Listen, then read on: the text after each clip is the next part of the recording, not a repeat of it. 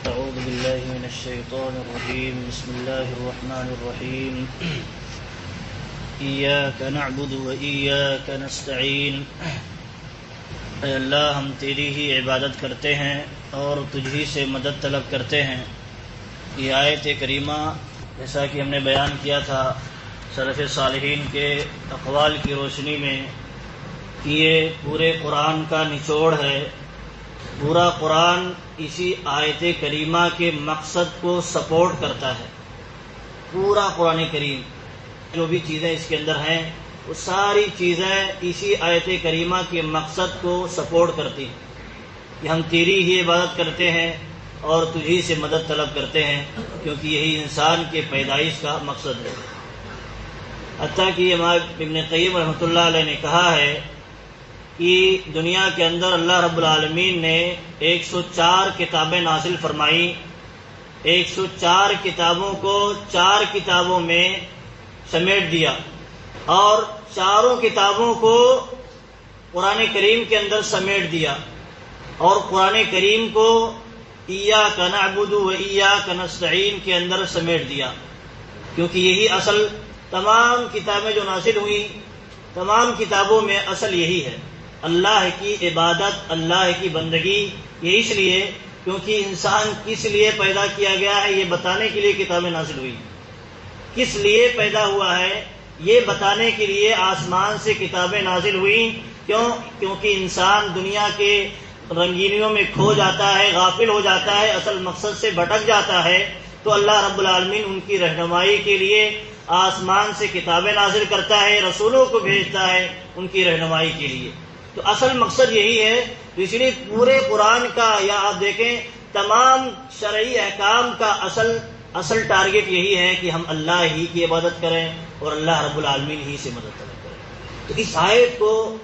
ہمیں بہت غور کر کے پڑھنا چاہیے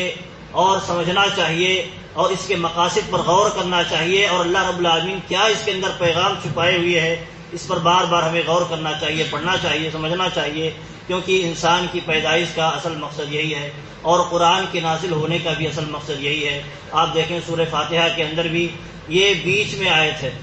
اس سے پہلے اللہ رب العالمین کی تعریف ہے، وہ سپورٹ کا کام کرتا ہے، اور ایسے ہی اس آیت کے بعد جتنی چیزیں اللہ رب العالمین نے سورہ فاتحہ کے اندر بیان فرمائی ہیں وہ بھی اسی کو سپورٹ کرتی ہیں۔ اہدنا الصراط المستقیم، صراط مستقیم کہ اللہ تو ہمیں ہدایت دے۔ صراط مستقیم وہ ہے جو جس پر اچھے لوگ چلے ہیں، تو اچھے لوگ کیا کرے ہیں؟ اللہ کی عبادت کرے ہیں، اللہ کی بندگی کرے ہیں، تو ساری چیزیں سمٹ کر کے یہیں آ جاتی ہیں، ایاک نعبد و ایاک نستعین۔ تو اس کے معنی پر ہمیں بہت غور کرنا چاہیے۔ اور آپ دیکھیں یہاں ایک بات اللہ رب العالمین نے جو یہ کہی ہے کہ ہم تیری عبادت کرتے ہیں اور تجھی سے مدد طلب کرتے ہیں، اللہ کے نبی صلی اللہ علیہ وسلم نے یہی جملہ معاذ بن جبل رضی اللہ عنہ کو نصیحت کرتے ہوئے کہتے ہیں کہ یا معاذ واللہ انی لاحبک فلا تنسى ان تقول دبر كل صلاة اللهم اعنی علی ذکرک وشکرک وحسن عبادتی۔ انسان عبادت کر رہا ہے، عبادت سے فارغ ہوا، نماز سے فارغ ہوا، اللہ کے نبی صلی اللہ علیہ وسلم نصیحت کرتے ہیں اس حوالے سے کہ اے معاذ میں تمہیں محبت کرتا ہوں، میں تم سے محبت کرتا ہوں، میرے دل میں تمہارے لیے محبت ہے۔ یہ حوالے سے، اس حوالے سے یعنی ان کے جذبات کو ابھار کر کے یہ بات کہتے ہیں تاکہ یہ دل میں بیٹھا رہے۔ تو کہتے ہیں کہ تم یہ بات یا یہ کلمہ یا دعا نہیں بھولنا، ہر نماز کے بعد یہ دعا کرنا نہیں بھولنا، میں تمہیں محبت کرتا ہوں۔ اس حوالے سے میں تمہیں بتانا چاہتا ہوں ایک اہم چیز، وہ اہم چیز کیا ہے کہ تم یہ ہر نماز کے بعد یہ کہنا نہ بھولنا، اے اللہ تو میری مدد کر کہ میں تیرا شکر ادا کر سکوں، اور مدد کر کہ میں تیرا ذکر کر سکوں، اور اللہ تو میری مدد کر کہ میں تیری اچھی طریقے سے عبادت کر سکوں۔ تو آپ دیکھیں عبادت کر کے فارغ ہوا ہے، اس کے بعد اللہ رب العالمین سے مدد طلب کرتا ہے۔ تو یہی مفسرین کرام نے، امام ابن قیم رحمۃ اللہ علیہ نے کہا ہے، یہی اس آیت کے اندر بھی یہی بات ہے، عبادت کر رہا ہے اس کے بعد اللہ رب العالمین سے مدد طلب کرتا ہے، ایاک نعبد، اے اللہ ہم تیری ہی عبادت کرتے ہیں، اور اس کے بعد عبادت کے لیے مدد بھی طلب کرتا ہے کہ اللہ تیری مدد کے بغیر ہم یہ کام نہیں کر سکتے، ہم عاجز ہیں، کمزور ہیں، ہمارے پاس کوئی طاقت نہیں ہے، تو اللہ تو سپورٹ کرنا، تو ہماری مدد فرمانا، اللہ تیری بندگی پر ہمیں مدد کر۔ تو یہ بات دیکھیے اس حدیث کے اندر بھی یہی بات ذکر کی گئی ہے کہ نماز سے فارغ ہوتا ہے، نماز سے فارغ ہونے کے بعد اللہ کہتا ہے اللہ میری مدد کر، ذکر پر، شکر پر اور حسن عبادت پر۔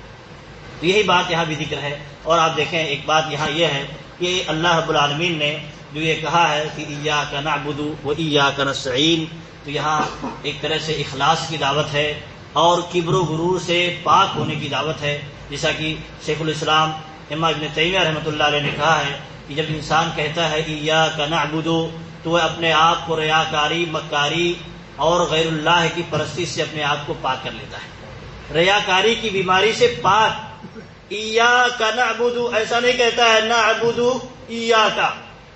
یا نعبدک، ایسا نہیں کہتا ہے اللہ میں تیری عبادت کرتا ہوں، ایسا نہیں کہتا، بلکہ کہتا ہے ہم تیری ہی عبادت کرتے ہیں،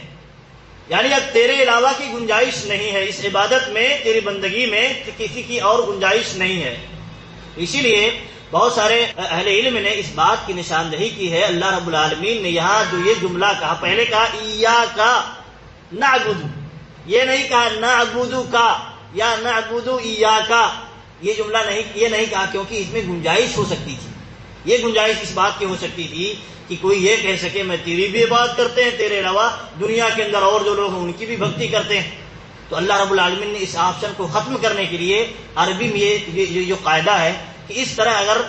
جملہ استعمال ہوتا ہے یا یہ کلمہ استعمال ہوتا ہے تو حصر کا فائدہ دیتا ہے، یعنی تیرے علاوہ کی عبادت ہم نہیں کریں گے، تیرے علاوہ کی عبادت کی گنجائش نہیں ہے، تو یہ معنی ہے۔ تو اس میں اللہ رب العالمین نے پیغام دیا کہ ہم تیری ہی عبادت کرتے ہیں، تو اب اس میں ریاکاری، شرک، کسی بھی طرح کی چیز اب نہیں پائی جائے گی، وہ سب خارج ہو جائیں گی۔ اور وَإِيَّاكَ نَسْتَعِينُ، تجھی سے مدد طلب کرتے ہیں، تو اب انسان اپنی عاجزی اور بے بسی ظاہر کر کے کہتا ہے کہ اللہ ہمارے دل میں غرور و گھمنڈ نہیں ہے، غرور اور گھمنڈ نہیں ہے، بلکہ ہم تیرے سامنے عاجزی ظاہر کرتے ہیں، ہم بے بس ہیں۔ اسی لیے اہل علم کہتے ہیں کہ دیکھیے اللہ رب العالمین کو جب انسان پہچان لیتا ہے حقیقت میں کہ اللہ رب العالمین کی ذات کیا ہے، اس کی حقیقت سمجھ جائے، تو ایک تو اللہ رب العالمین کے علاوہ کی طرف کبھی بھی رجوع نہیں کرے گا، حقیقت سمجھ جائے اللہ رب العالمین کی۔ اور دوسرا یہ ہے اللہ رب العالمین کے سامنے اللہ رب العالمین کی حقیقت کو سمجھ کر کے، اس کی نعمت، اس کی قدرت، اس کی پاور کو سمجھ کر کے وہ خود بخود اللہ رب العالمین کے سامنے جھک جائے گا، اللہ رب العالمین کے سامنے جھک جائے گا، عاجزی سے اپنے آپ کو ذلیل کر کے اللہ رب العالمین کے سامنے جھک جائے گا، اور اس کو اللہ رب العالمین کے سامنے عزت کا سبب سمجھے گا، اور اس کو دنیا والوں کے سامنے بھی وہ عمل کر کے عزت کا سبب سمجھے گا۔ آپ دیکھیں ایک سمجھنے کی چیز ہے کہ کوئی دنیا کا انسان آپ کے ساتھ کوئی بھی احسان کر دے، کوئی بھی احسان کر دے، آپ اس کے احسان کا بدلہ سجدے کے ذریعہ آپ نہیں چکا سکتے، اس کو آپ ذلت سمجھیں گے، آپ اس کو بے عزتی سمجھیں گے۔ لیکن آپ دیکھیں اللہ رب العالمین کی نعمتوں کا جب بندہ اعتراف کرتا ہے، کیونکہ اس کی نعمتیں اتنی ہیں، اس کا احسان اتنا ہے بندوں پر کہ وہ جب احساس کرتا ہے تو وہ خود بخود سجدے میں چلا جاتا ہے اور اس کو عزت سمجھتا ہے، بے عزتی نہیں سمجھتا ہے۔ اب دنیا کا کوئی انسان، بڑے سے بڑا انسان ہو، آپ کے ساتھ کوئی بھی احسان کرے، آپ اس کے احسان کے بدلے اس کے لیے جھک جائیں، سجدہ کرنے لگے، تو پوری دنیا آپ کو لعنت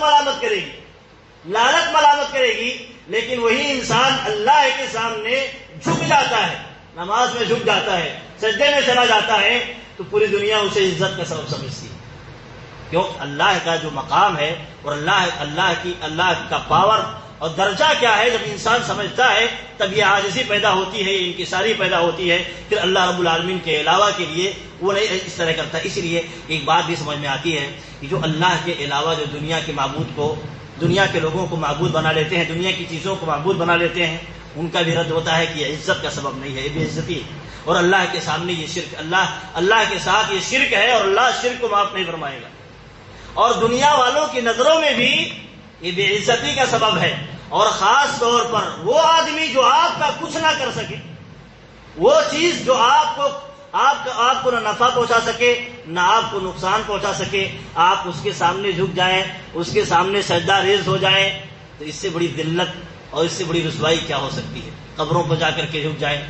مورتیوں پر، پتھروں پر، دنیا کی اور بھی چیزوں پر جا کر کے جھک جائیں، اس کے سامنے گریہ وزاری کریں، دعا کریں، تو اس سے بڑی بے عزتی، اس سے بڑی رسوائی کیا ہو سکتی ہے؟ تو انسان جس کے پاس عقل ہے وہ سمجھ سکتا ہے، دیکھیے اللہ رب العالمین یہاں جس چیز کی دعوت دیتا ہے وہ آپ کی بھلائی کے لیے دعوت دیتا ہے، آپ کی خیر کے لیے دعوت دیتا ہے۔ آپ نہیں سمجھتے